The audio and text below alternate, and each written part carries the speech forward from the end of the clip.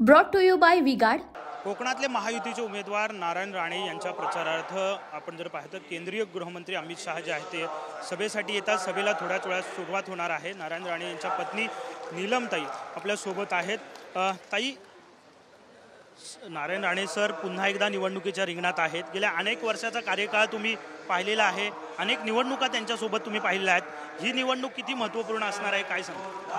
महत्त्वपूर्ण असं मला नाही वाटत। आतापर्यंत ज्या निवडणुका झाल्यात तशीच ती असणार आहे असं मला वाटतं। फक्त एवढंच आहे की पहिल्यांदाच राणेसाहेब ही निवडणूक लढवत आहेत, त्यामुळे वेगळा काही अनुभव नाही आहे। फक्त एक रत्नागिरी जिल्हा ॲड झाला आहे त्याच्यामध्ये, जे आतापर्यंत सिंधुदुर्गासाठी लढवायचे आता रत्नागिरी ॲड झाला आहे, त्यामुळे चांगलं आहे। तुम्ही सुद्धा त्यांच्या खांद्याला खांदा लावून प्रचारात अनेक ठिकाणी दिसताय, तुम्ही सुद्धा प्रचार करताय।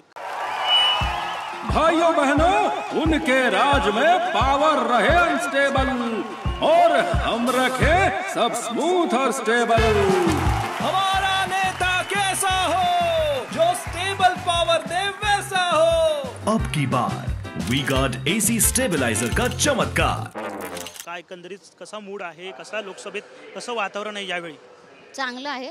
आम्ही आता जवळजवळ मी 2 एप्रिलपासून म्हणजे 15 महिना होईल आता तेव्हापासून प्रचार करते, त्यामुळे मला वाटतं सगळीकडे वातावरण चांगलं आहे आणि BJPला पोषक असंच आहे, त्यामुळे चांगला विजय होईल असं मला या सगळ्या महिन्याभराच्या प्रचारानंतर असं वाटतंय। किती मताधिक्याने विजय होऊ शकतो, काय अंदाज तुमचा आहे का? दणदणीत एकदम 2 ते 2.5 लाखांनी येतील। इकडे जर आपण पाहिलं तर उबाट्याचे खासदार जे आहेत उद्धव बाळासाहेब ठाकरे शिवसेनेचे विनायक राऊत, भावनिक आव्हानं जी आहेत ती वारंवार कोकणवासींना केली जातात। आता सुद्धा ती भावनिक आव्हानं केली जातात। एकीकडे तुम्ही म्हणताय की आम्ही विकास करतोय, तर दुसरीकडे तिकडे भावनिक आव्हानं केली जातात। करू दे, आता त्यांच्याकडे राहिलंच नाही भावनिक आव्हान करण्यापलीकडे, कारण 10 वर्ष जनतेने देऊन बघितलं, तुम्हाला मतदान करून बघितलं त्यांना, त्यामुळे आता भावनिक आव्हान करण्यापलीकडे काही हातात राहिलेलं नाही असं समजते मी। सिंधुदुर्ग आपला बालेकिल्ला आहे, परंतु रत्नागिरीत अनेक वेळा उनका बैकअप सिर्फ कल तक और हमारा चांद तक। हमारा नेता कैसा हो जो नॉन स्टॉप बैकअप दे वैसा हो। अब की बार वी गॉट इन्वर्टर बैटरी का चमत्कार। थोडासा फटका बसवता, यावेळी रत्नागिरीत चांगला प्रतिसाद मिळतोय। चांगला प्रतिसाद मिळतोय, अगदी सुरुवातीपासून पार अगदी चिपळूणपर्यंत, रत्नागिरीपासून चिपळूणपर्यंत जेवढा मतदारसंघ आहे तिथपर्यंत।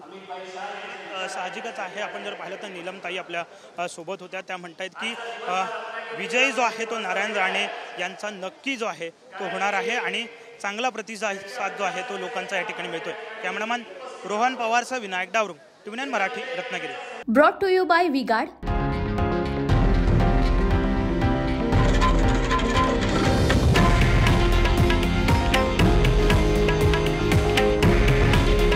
हे आहे देशातील नंबर 1 न्यूज नेटवर्क आणि आपण पाहत आहात TV9 मराठी।